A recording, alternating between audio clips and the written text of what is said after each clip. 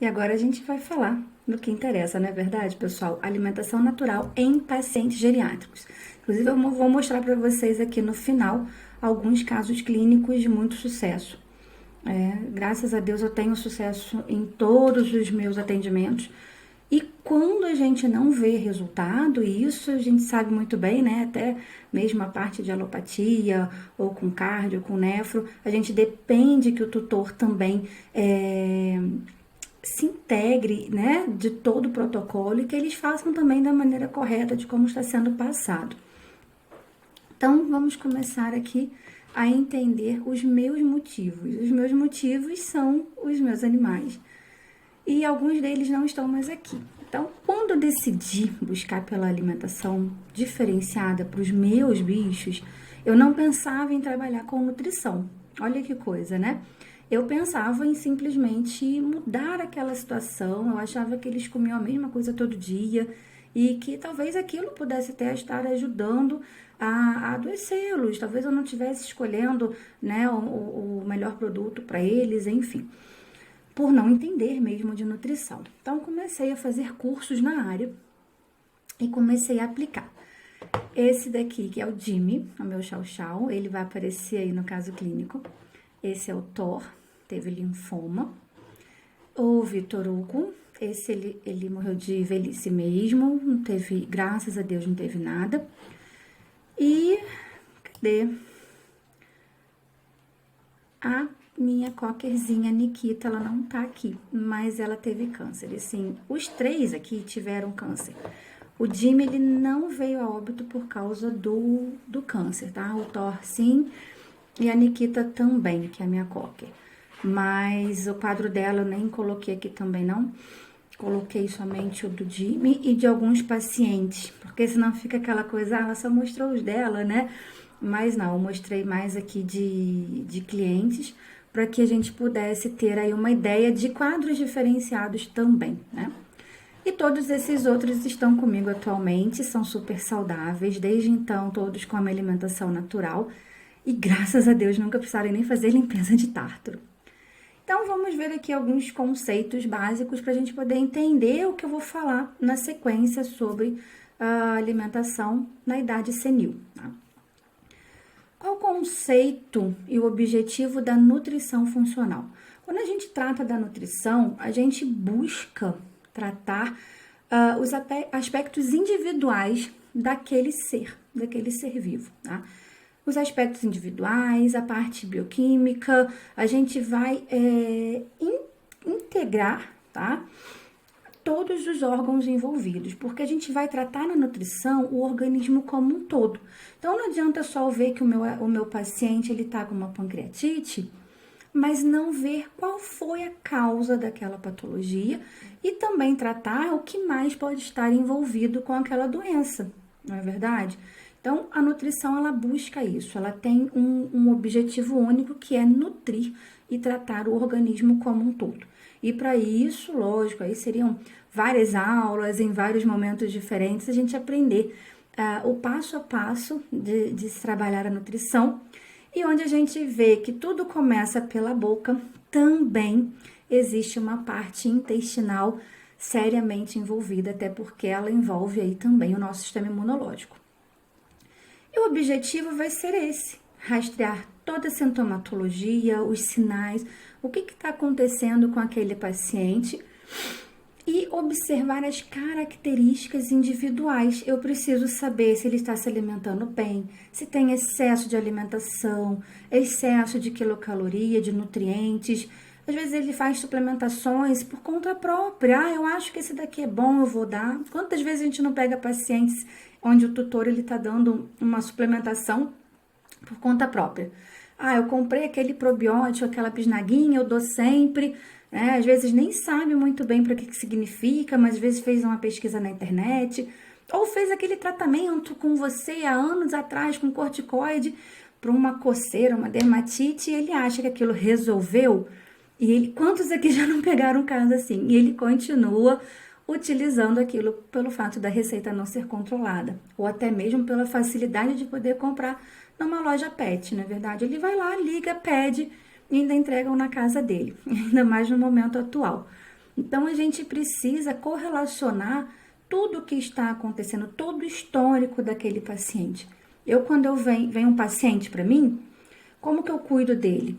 Eu entro em contato com o veterinário que me indicou, ou a pessoa me procurou, né, aqui na própria cidade mesmo, e ele quis entrar em contato comigo diretamente, não foi uma indicação de outro colega, eu peço para que ele passe pelo outro colega, porque hoje eu trabalho somente com a nutrição, para que a gente possa fazer todo um histórico e exames clínicos, né? Fechar um diagnóstico do que aquele animal tem, pesar, para que eu possa fazer toda uma estrutura nutricional em comum acordo ali com o veterinário que está atendendo. Por que isso? É importante que a gente trabalhe em equipe na nutrição. Eu não posso simplesmente, a não ser que eu tivesse uma clínica, lógico, né, atender aquele paciente por completo. Mas quando eu me dedico a trabalhar somente com a nutrição, eu dependo muito do meu colega, porque ele vai fechar um diagnóstico, ele vai coletar o exame, ele já cuida muitas vezes daquele paciente há muitos anos. Então, é um colega que se faz necessário como uma peça-chave também nos meus protocolos nutricionais. E aí, nisso, a gente vai identificar o que está acontecendo. É sedentário? Tem outros animais na casa? Todas essas interações externas e internas também, saber se ele é um ambiente estressante, onde o tutor já chega gritando, chega nervoso do trabalho, tudo isso influencia, inclusive energeticamente, os nossos animais. Então, a gente vai ter aí a semana inteira com vários colegas falando cada um de uma área da medicina veterinária integrativa, que é uma área que, além de estar crescendo muito, quando a gente começa a se envolver com ela, trabalhar com ela, a gente vê muito sentido em todas aquelas situações que estão ocorrendo com o nosso paciente. Então, o objetivo é esse: a gente tem que rastrear tudo o que está acontecendo com esse paciente, fechar um diagnóstico descobrindo a causa, não somente a sintomatologia, e tratar na raiz do problema. A gente tem que tratar a raiz para nutrir esse paciente. Porque se a gente não nutre a raiz, se a gente não aduba uma planta, não é verdade? Ela não vai ser frondosa, ela não vai ser uma planta bonita, com folhagens, né, verdes, ou com a coloração mesmo de uma planta. Por exemplo, eu ganhei uma tulipa essa semana, linda, super vermelha, viçosa, mas se ela não tivesse bem cuidada, ela estaria murchando, ela estaria, na verdade, se degradando. Então, a gente precisa adubar a terra, e é assim a nutrição, para que a gente possa ter aí um organismo saudável. Se a gente for parar para pensar, a gente nutre de dentro para fora. A nossa pele, o nosso cabelo, as nossas unhas refletem muito de como está o nosso corpo por dentro. E a mesma coisa para os animais, aqueles animais com a pelagem muito ressecada. O que está acontecendo com esse animal? Como que eu vou rastrear isso?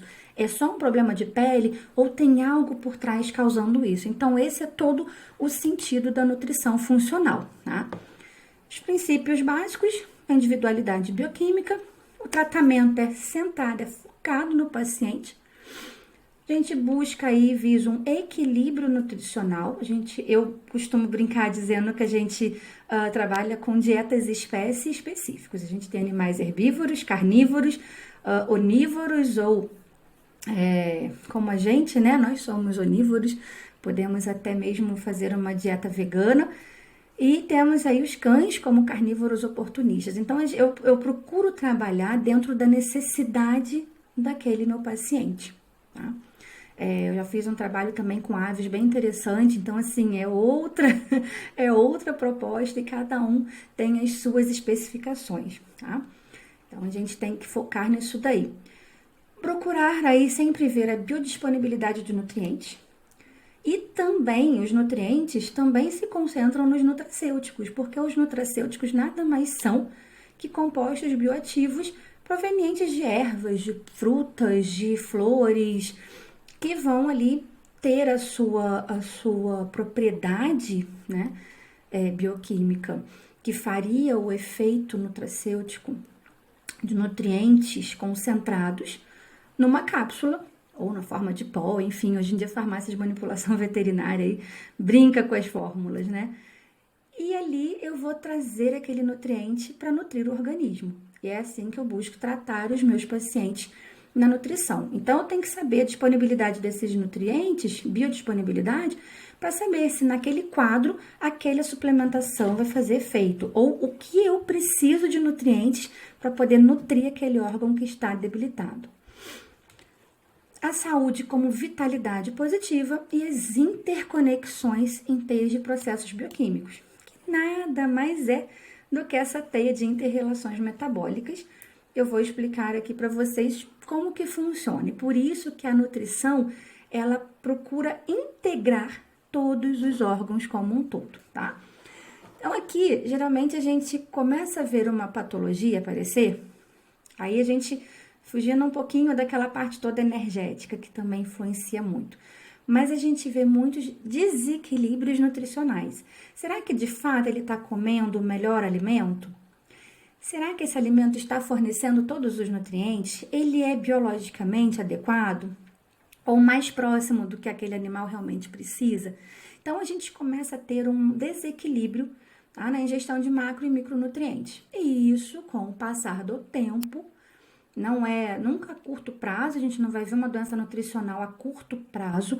Geralmente precisam faltar nutrientes ou nutrientes em excesso, onde a gente vai ter até casos de intoxicação, para que a gente possa ter esses desequilíbrios nutricionais.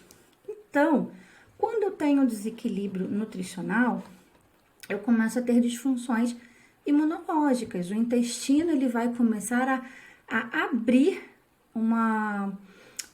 vai abrir uma porta de entrada para bactérias, para vírus, no que a gente chama de leaky gut, ou um processo de aumento de permeabilidade de membrana. A gente tem a membrana ali toda fechadinha, a gente começa a ter uma abertura dessa passagem nas membranas, onde vão entrar ali bactérias, vírus, né, pedaços de alimentos mal digeridos, e aquilo vai prejudicar o organismo, vai começar a inflamar a mucosa intestinal, e aí o organismo vai começar a se inflamar como um todo.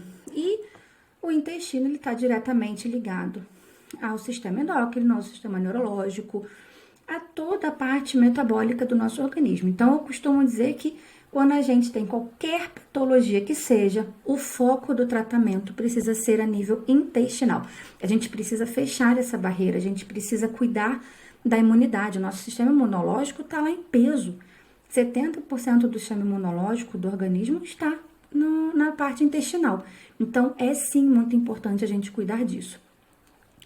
Então, aqui a gente tem a interação corpo e mente, problemas de detoxificação, o fígado também sobrecarrega, o intestino, desculpa, sobrecarrega o fígado quando ele está debilitado, por causa até de translocação bacteriana também, tá? Ele vai ativar fatores aí inflamatórios, fazendo com que a gente tenha disfunções hepáticas.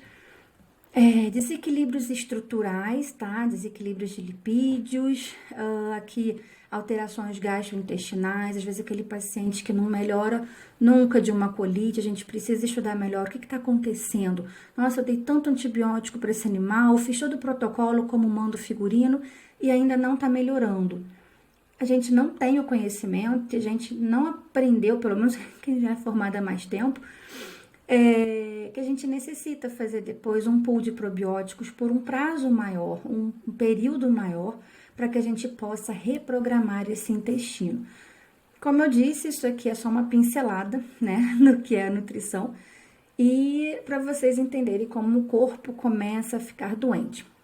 E aí vocês imaginem esse organismo que nunca tomou um probiótico a longo prazo, que nunca fez um tratamento nutricional de fato, né, apropriado para a espécie, que fosse feito uma melhora mesmo daquele quadro imunológico do paciente com uma alimentação e uma suplementação adequada, porque a gente não aprende isso de fato. Eu só fui aprender isso depois que eu comecei a estudar a parte nutricional, que a gente precisa nutrir o organismo. Então, eu tô com uma doença hepática, eu também preciso dar nutrientes para aquele fígado voltar a trabalhar normalmente. Eu preciso levar os precursores do SAMe, sabe? Eu preciso fazer aquele ciclo voltar à normalidade dele. E eu só consigo fazer isso, pancreatite, uma colite, quando eu forneço os nutrientes. E isso é de suma importância, porque Às vezes a gente acha que está fazendo uma antibiótico terapia e que aquele paciente vai ter uma melhora. Mas quantos aqui já não atenderam ou já não ouviram casos? Ah, meu paciente voltou 3 vezes, mesma situação, não melhora, eu trato, não melhora, eu trato, ele melhora e volta. Porque a gente não está dando os substratos para aquela raiz ser nutrida e realmente florescer e ficar bem, tá? E os substratos são os nutrientes que nos fazem ter uma vida, pelo menos manter o metabolismo basal. E quando a gente nutre de uma forma mais adequada, mais otimizada, a gente vai estar no estado mesmo de saúde completo. Agora, quando a gente tem um quadro de patologia, aí a gente tem que usar suplementos específicos para aquele quadro. E o paciente geriátrico, não é verdade? Ocorre um processo de envelhecimento celular, morte celular, isso da própria fase da vida. Conforme a gente vai agregando a idade, a gente vai envelhecendo, né, a cada ano, a gente vai tendo uma redução das nossas funções orgânicas. Isso para qualquer espécie. Então, o que a gente precisa fazer para, não digo recuperar o tempo perdido, mas para dar um retardamento nesse processo de envelhecimento? A gente precisa entrar com a nutrição. Somente a nutrição, os nutrientes adequados para cada fase da vida, vai fazer com que a gente tenha um sistema imunológico mais fortalecido, para que a gente tenha uma pele mais saudável, um organismo mais saudável, e que esse organismo não fique tão suscetível a infecções. Porque se ele está abrindo para infecções, é porque é um organismo que está inflamado. Aqui, o envelhecimento. Qual o conceito de envelhecimento, né?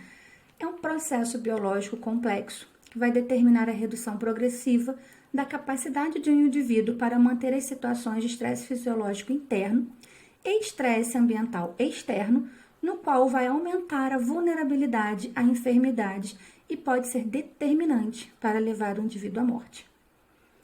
Mas envelhecer não significa estar doente, e envelhecer não significa vou morrer logo. A gente tem na nutrição N veículos, N nutracêuticos que podem ajudar muito a retardar o processo de envelhecimento. Alguém aqui diz que eu vou fazer 41 anos esse ano?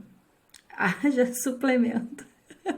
Mas eu utilizo alguns suplementos. Também não adianta a gente tomar milhares, porque a maioria vai ser eliminado. A gente tem que usar o que a gente está precisando naquele momento. Então, é a mesma coisa. Eu vou usar um colágeno com 20 anos. Tô jogando dinheiro fora, correto? Eu tô na fase que eu tô produzindo colágeno. Assim como os animais. Então, a gente tem que passar o que está de acordo com a idade.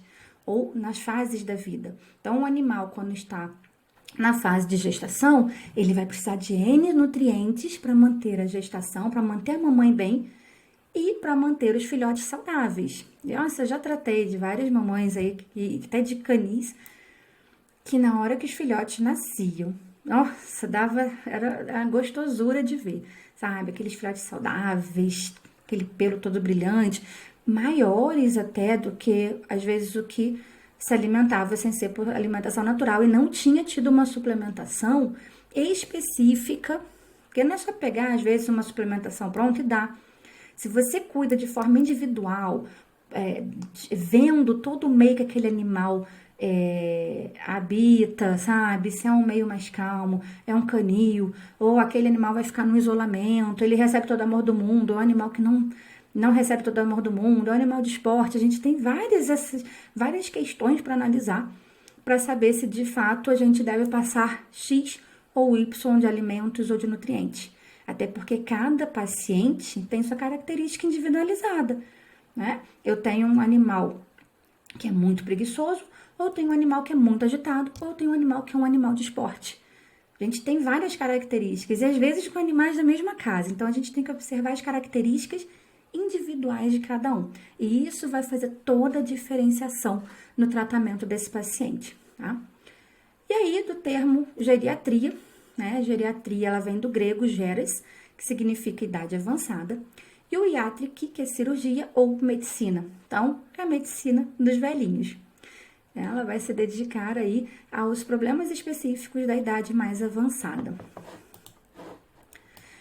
aqui, falando de pacientes idosos, eu quis trazer para vocês, eu fui pesquisar, o gato mais velho do mundo, né? Segundo o livro, o Guinness Book, é um gatinho chamado Creme Puff, que ele é um gato doméstico, e ele era desse senhorzinho também, os dois idosinhos, e moravam no Texas. Então, o que eu fui procurar um pouco mais profundamente era o que fez esse gato viver tantos anos. Porque não é muito comum a gente... Eu já vi gatos com 19 anos, mas já estavam mais lá do que aqui, sabe? Então, estavam meio assim, sobrevivendo, né? E o que eu pude ver nas pesquisas que eu fiz sobre esse gatinho, em especial, foi que ele, inclusive o tutor, né, ele foi procurado para falar sobre essas questões de alimentar. O que você dá para o seu animal? Por que ele tem tantos anos assim? E essa foto, se eu não me engano, eu acho que ela foi tirada com ele com 29 anos. Porque eu vi uma foto igual a essa. Só que eu achei dos dois, achei mais bonitinho colocar dos dois. E tava dizendo que essa foto tinha sido tirada com 29 anos de idade. Então, olhem para esse gato com 29 anos de idade e diz se ele tem 29. Não parece. O olhar vivo, apesar da foto já ter um tempinho, né? O olhar vivo, a pelagem bonita. E o que eles notaram, os coautores de alguns livros, inclusive do Guinness Book, é que qual o motivo da longevidade, tá? Ele tinha uma dieta incomum. Não era uma dieta preparada por um nutrólogo, mas olha o que esse gato, animal estritamente carnívoro, como nós sabemos, o que ele comia? Bacon, ovos, aspargos, chique pra caramba, né? Brócolis, café com creme de leite. Tirando a questão do café, né? A gente consegue perceber que ele comia proteína, gordura, né? Até o creme de leite tem proteína e gordura ali também. A gente fala, proibido leite. Não é bem assim, gente.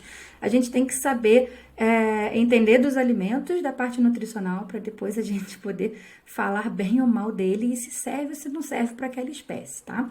Então, esse animal, ele tinha uma vida saudável, com uma alimentação quase que toda natural. Tirando esse raio desse café, né? E ele também tomava, não conta gotas, gotinhas de vinho. Sim. Provavelmente resveratrol, não é verdade? Às vezes a gente fala, a uva é tóxica, a uva é isso, o café é tóxico. Mas é uma parte, é uma substância daquele alimento. Então, possivelmente, desses alimentos que ele estava tomando, não tinha essa substância, não chegou a intoxicá-lo, mas fez com que ele vivesse 38 anos. E ele também não tomava vinho todo dia, né? Mas já dizem aí alguns cardiologistas, não é verdade, que a gente pode tomar uma tacinha ou meia tacinha de vinho por dia. Eu não me arrisco, mas eu gosto de um vinho. Pelo menos no final de semana, né, gente? Isso é bom. É bom tomar um vinho, um bom vinho. Então, o que eu pude reparar com a história aí do Creme Puff é que ele tinha uma alimentação de fato diferenciada. Ele não comia ração, que é um alimento seco, rico em carboidrato. E se eles, por mais que metabolizem um carboidrato, não tem um aproveitamento, né, ideal, porque eles são estritamente carnívoros, e até aproveitamento energético deles é através de aminoácidos, então ele tinha uma alimentação mais próxima do que ele comeria se ele fosse caçar. E provavelmente ele caçava, porque olha o que está escrito aí embaixo. Ele tinha uma vida de dentro de casa, mas dentro da casa dele, né, o senhor Jake Perry, ele fez o quê? Ele construiu um cinema, tá? Onde ficavam passando documentários da natureza pro gatinho. Para hoje, ele tinha mais de um. Colocou escadas de madeiras também nas paredes da sua casa, para que eles fizessem exercícios, atividades físicas. Por isso, também o enriquecimento ambiental é muito importante, principalmente para gatos e principalmente se for de apartamento. Que a gente já está pegando animal que seria de vida totalmente livre e enclausurando. Então, que a gente possa fornecer um ambiente mais propício para que ele possa também fazer atividade física e ter um gasto energético e não ficar aquele gato estressado. E também tinha um recinto no quintal, onde os seus animaizinhos frequentavam o ar livre. Então, eles estavam em contato com a natureza. Então, isso é muito importante para a vida de um gato, que são animais não só estritamente carnívoros, mas de vida livre, são super caçadores, e eles acabam tendo o seu instinto muitas vezes, né, fechado, porque a gente coloca no apartamento, nada contra, mas é porque a gente, sem conhecer, né, acaba enclausurando uma espécie que é livre, e aí a gente causa tantos problemas para esses animaizinhos.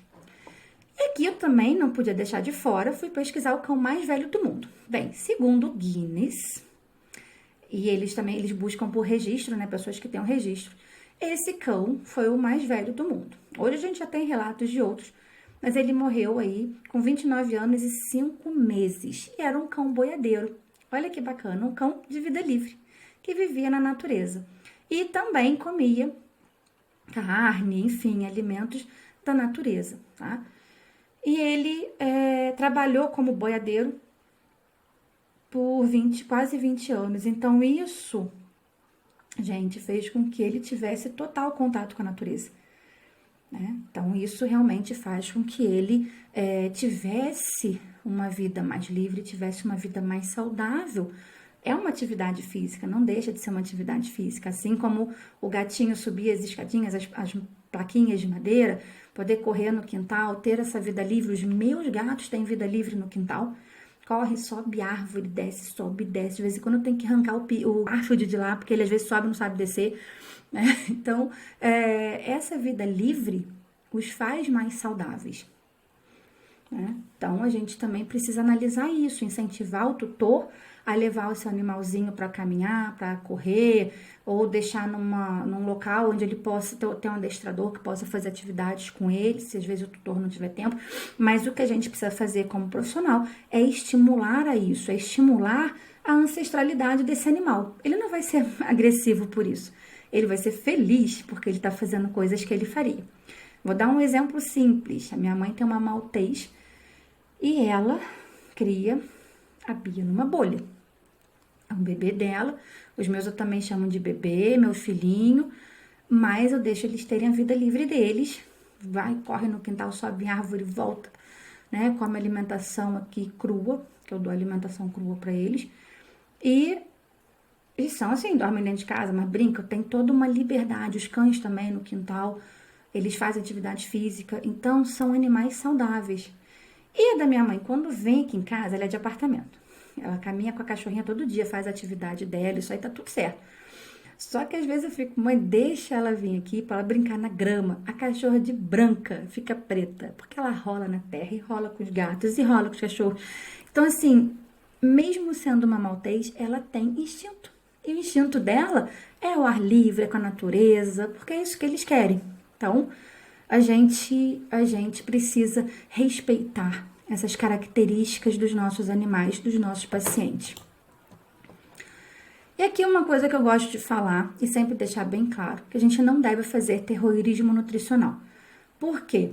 Se a gente ficar proibindo muito, ou se a gente restringir muito, ou se a gente, olha, você só pode comer salrona do Himalaia, com aquele aspargo lá na Noruega, aí acabou, você perdeu o cliente, você não vai conseguir fazer uma boa nutrição, um bom acompanhamento nutricional, tá? Então, a gente não deve focar no fazer dietas, mas as escolhas certas para o meu paciente, de forma individual e sempre passar para o tutor as informações mais corretas possíveis, tá? Mais corretas possíveis. A gente deve fazer as melhores escolhas para os nossos pacientes. E isso vai ser o sucesso do nosso protocolo nutricional, tá? Sempre, sempre. Isso já são aí 6 anos de experiência e sempre dando certo. Porque a gente precisa, já fiz vários tipos de protocolo, de vários tipos de patologias. E lógico, quando eu comecei, né, a gente sempre começa ali com certas restrições, com certos medos e anseios, mas a gente vai melhorando protocolos, a gente vai estudando mais, a gente vai entendendo mais do assunto, e isso faz com que a gente faça as coisas com mais propriedade. E graças a Deus sempre deu certo. até porque a gente vê uma melhora muito rápida e muito concreta. Vocês vão ver que eu trouxe alguns exames aqui para vocês verem, quando a gente faz com a alimentação natural e a suplementação, tá? Realmente é uma diferença bem bruta. E aí, qual que é a importância da nutrição adequada na velhice? Bem, a gente precisa reduzir ou impedir a morte celular que ocorre associada à idade, né? A gente vai reduzindo a produção de mitocôndrias, a gente vai tendo morte celular e a gente tem suplementos que a gente utiliza na nutracêutica para pacientes idosos que vai ajudar a aumentar a produção mitocondrial, telomerase, tudo isso a gente tem como ajudar, dar aquele empurrãozinho para o organismo ficar produzindo. E a gente ver aí algumas pessoas, inclusive, eu não sei se vocês já viram, mulher de 60 e poucos anos, com cara de, sei lá, 30, 40, isso existe, porque são pessoas que fazem atividade física, pessoas que cuidam da nutrição, pessoas que estão buscando qualidade de vida, tá? E aí, quando a gente busca, né, ver a importância da nutrição na velhice, ou na verdade para prevenir essa velhice, só deixar a idade chegar, mas com saúde, a gente está procurando o quê? Promover qualidade de vida e longevidade. Isso independente de ser um paciente que está vindo para um tratamento, como uma patologia, ou para prevenir, né? Pacientes que já chegam para vocês com 6 aninhos de idade, começa a fazer a prevenção para que ele não venha ficar tão debilitado, que às vezes ele já tem alguma coisa, mas se ele não tiver nada, para que ele não fique debilitado na velhice, para que ele seja um velhinho saudável, né? Se a gente tem humanos velhinhos saudáveis, por que não os nossos pacientes? A gente vai fazer também a manutenção da saúde intestinal, como eu já falei, que é importantíssimo. Cuidar de patologias decorrentes da idade ou que são existentes aí ou pré-existentes ao longo da vida. Às vezes tem pacientes que já vêm pra gente doentinho desde jovem. Eu tenho vários assim. A gente precisa fornecer um teor de proteína de alto valor biológico para a gente poder fazer a manutenção de massa magra, que velhinhos tendem a perder massa magra. O enriquecimento ambiental, como eu já falei, e atividade física sempre associada a uma nutrição balanceada. A alimentação natural e equilibrada é uma opção maravilhosa também para aqueles pacientes que já têm, né, ou perda de vários dentinhos ou uma dificuldade na mastigação. Então, a gente vai entrar ali com purê, um purezinho de batata ou de mandioca, enfim, uma comidinha, um arrozinho bem papa. Lógico, gente, eu tô falando aqui, mas tudo isso precisa estar equilibrado dentro de um cardápio, tá? E suplementado. A alimentação natural, se não for bem suplementada, é melhor dar ração. Incluir alimentos que auxiliem no processo de envelhecimento, tá? De prevenção aí do envelhecimento celular e utilização de suplementos específicos. E aí a gente entra aqui numa parte de suplementação. Eu coloquei só alguns exemplos porque não dá tempo da gente abordar tudo, tá? Mas o que seriam esses suplementos? Fornecimento de nutrientes de forma concentrada, como eu falei no início. Né? As doses excedem a capacidade de qualquer pet consumir e comer apenas o alimento. Então, se eu for para conseguir a concentração que eu teria numa cápsula de um suplemento, eu teria que comer 10 vezes aquele alimento, por exemplo. A gente não aguenta, né? A gente nem um pet. Você vai dar 10 tomates para aquele animal, né? Conseguir todo o nutriente que ele precisa daquele alimento. Então, a gente faz isso no consumo das cápsulas com nutrientes. A gente consegue uma concentração maior nessas cápsulas daquele ativo. Os condroprotetores são importantíssimos nessa fase. Eles vão ajudar ou na prevenção ou no tratamento de osteoartrites, osteopatias. Tá? Alguns aí que eu utilizo: cúrcuma, polifenóis, colágeno hidrolisado ou colágeno não desnaturado. Tá? Já são aí comprovadamente eficazes na melhora e mobilidade e qualidade de vida de cães idosos. Quem quiser artigos científicos sobre alguns nutracêuticos que tiverem interesse, depois vocês peçam aí para as meninas, para elas passarem o meu contato, que a gente manda para vocês, tá? Por e-mail, a gente faz uma listinha aí e manda para vocês para que vocês possam também ter acesso a esses artigos científicos. Tem muita coisa boa, muita. Antioxidantes são importantíssimos nessa fase, até para combater aí todos os radicais livres que podem estar, né, acometendo o organismo. Os que são mais utilizados é a vitamina E, a vitamina C, licopeno e carotenoides, tá? Ajudam a aumentar a imunidade e a resistência também a infecções. Os ácidos graxos, como o ômega 3, o EPA e o DHA, a gente precisa entender de fato o que eles significam e como eles agem no organismo e qual a concentração usar de cada um. Também gosto muito do óleo de borragem para estar utilizando. O óleo de krill também é bem interessante, mas eu vejo dificuldade da gente encontrar aqui no Brasil. Mas é muito interessante o uso dele também. E eles, além de serem anti-inflamatórios, eles vão ajudar, né, a pelagem a ficar mais viçosa, mais bonita. E ajudam a desinflamar também processos aí de osteoartrites, artroses, enfim. Outra questão que a gente trabalha muito na nutrição, são as fibras solúveis, insolúveis e probióticos. Isso vai ajudar a limitar o risco de constipação que pode ocorrer nessa fase aí da senilidade.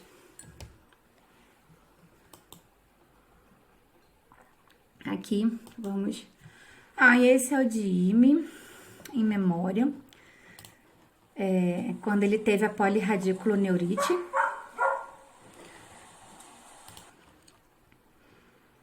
Aí, ele tinha perdido o movimento da patinha, da traseira, e a dianteira também ele não conseguia se levantar, ele só tinha movimento de cabeça. Ó, ele vê a dificuldade dele de apoiar a pata. Aqui, esse aqui eu vou passar mais rapidinho porque esse é maiorzinho, mas ele já depois de uns meses conseguindo andar. Mas foi realmente uma luta muito grande, porque ele pesava 30 quilos e ele latia. Eu já sabia quando era o latido pro xixi, eu já sabia quando era o latido pro cocô. E aí eu tinha que levar ele, tanto vocês verem que eu mantinha ele tosado, porque no início dava muito trabalho. Eu tinha que levar ele pro banho tosa uma vez por semana. Mas ele, quando tava muito peludo, ele fazia muita diarreia. E ele tava comendo latinha. Não vou falar qual aqui, né? Não vem ao caso. E eu tentava fazer uma mistura com alimentação natural. Mas depois o que eu fiz? Eu tirei a latinha e dei só alimentação natural. Vocês podem notar que aí ele tava com as fezes bem amolecidas. Aqui o vídeo é um pouquinho longo, mas ele tentando lá se equilibrar para evacuar. Já não saía muita coisa, tadinho. Ele todo aberto. Bonitinho. Mas já andando. E isso foi uma vitória muito grande, porque realmente a gente passou uma luta com ele. E aqui depois eu levei ele para caminhar um pouco. Levei ele para um local muito bonito que tem aqui. Eu tô querendo tirar minha... Vamos ver se sai aqui. Ele já tava andando bem melhor.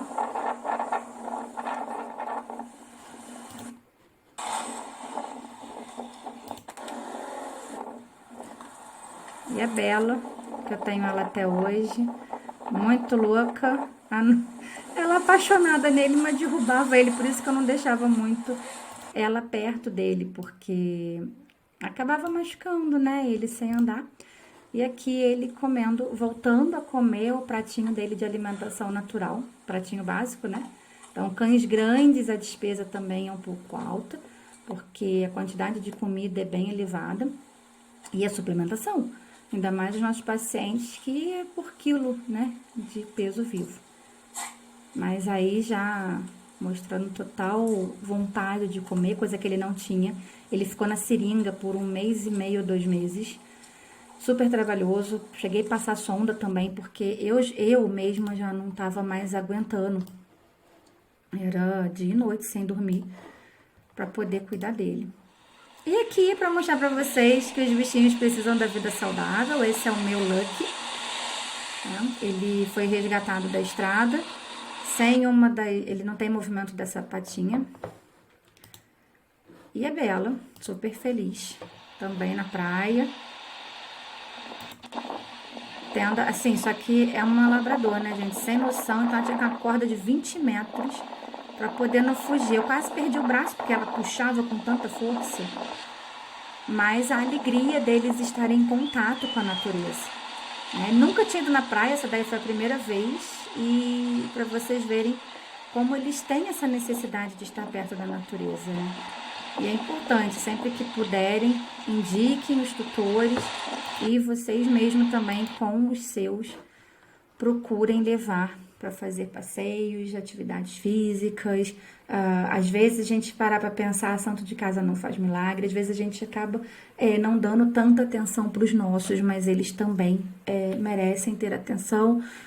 Estão ficando muito doentes por falta de atenção, por falta de terem uma atividade que manteria a ancestralidade dele, né? Então, quando a gente trabalha com alimentação natural, que a gente volta para esse lado, a gente busca a ancestralidade daquela espécie.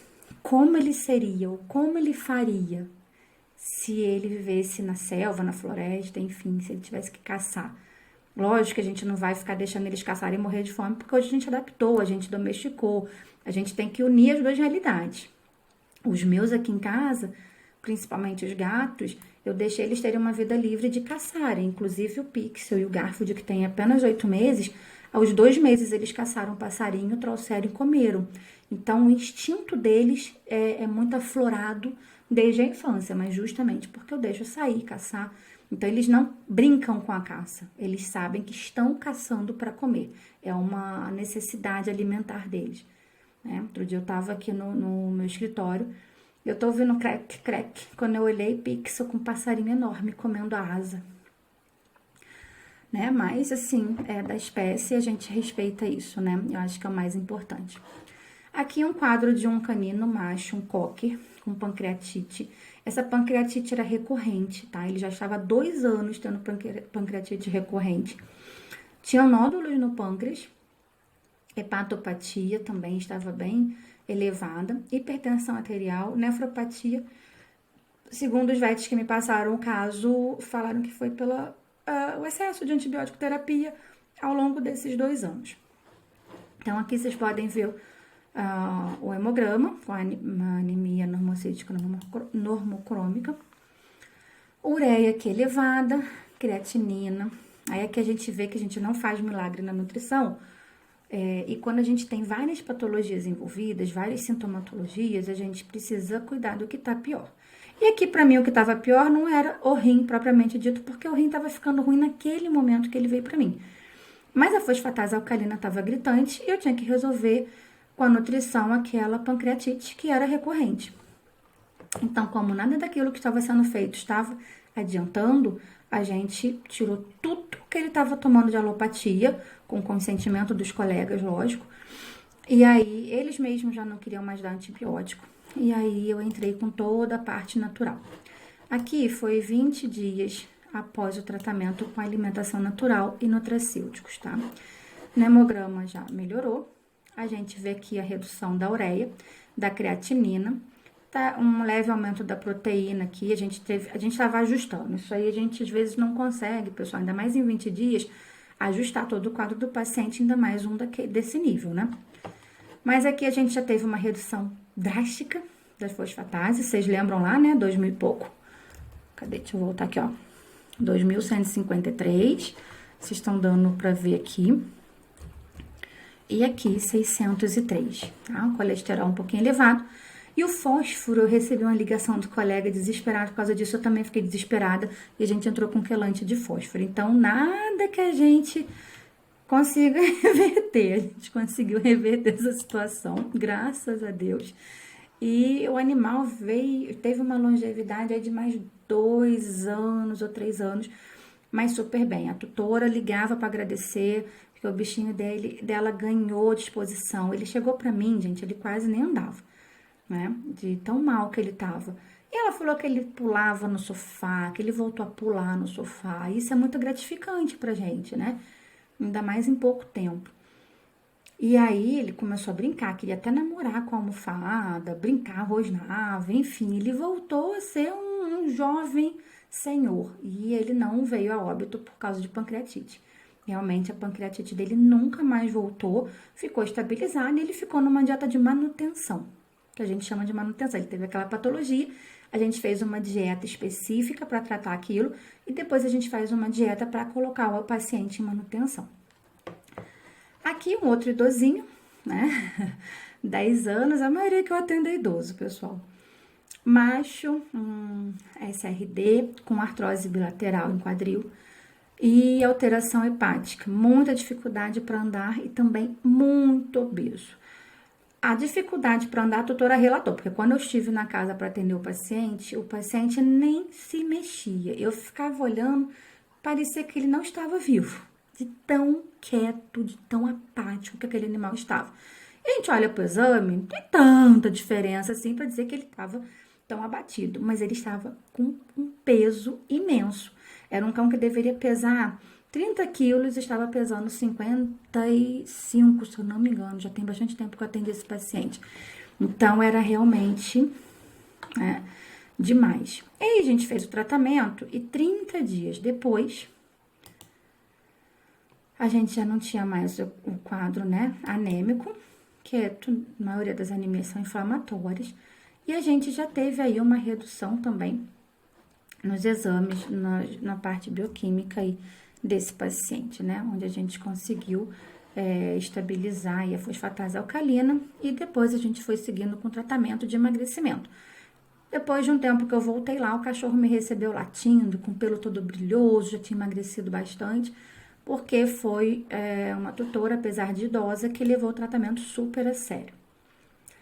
Esse paciente aí, ele só não deu trabalho, quem deu trabalho foi a tutora, porque ele era super exigente, super isso, super aquilo, me deu 5 trabalhos para ler sobre pancreatite. Eu falei, então tá, né?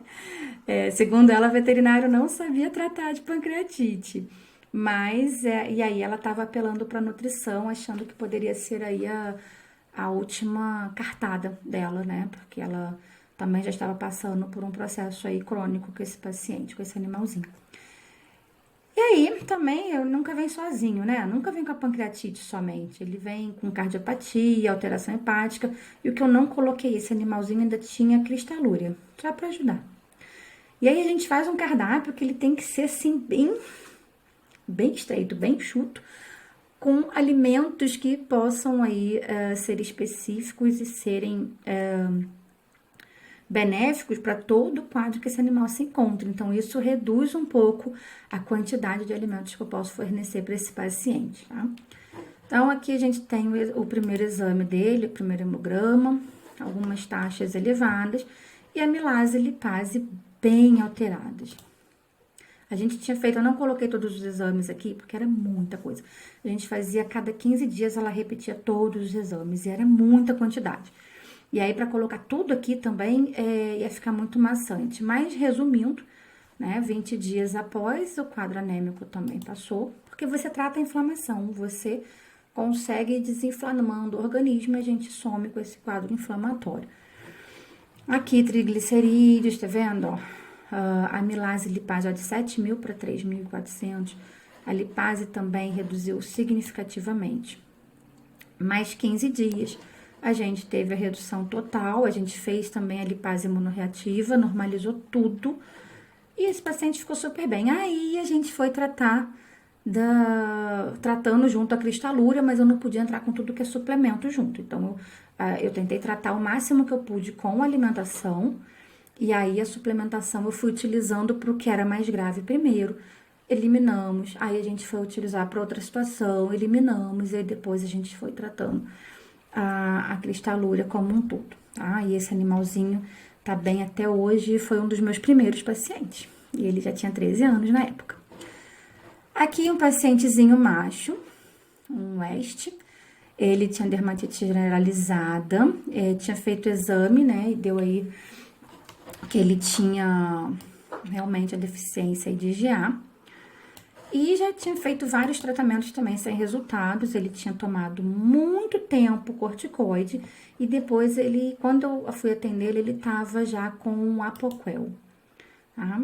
Então, para vocês terem uma noção de como ele estava. Era assim, era um quadro da tutora me ligar chorando quase todo dia. Ela estava desesperada. E aí, 2 meses e meio após o tratamento com nutracêuticos e alimentação natural específica, a gente fez uma dieta de exclusão. Eu vou ser bem sincera, nesse caso aí é porque eu tenho as fotos, porque nem eu acreditei que foi tão rápido um problema daquele. Vocês viram como ele tava sem pelo, gente. Eu fiquei impressionada. Eu fiquei impressionada. Mas assim, eu também fiz uma suplementação muito bacana pra ele.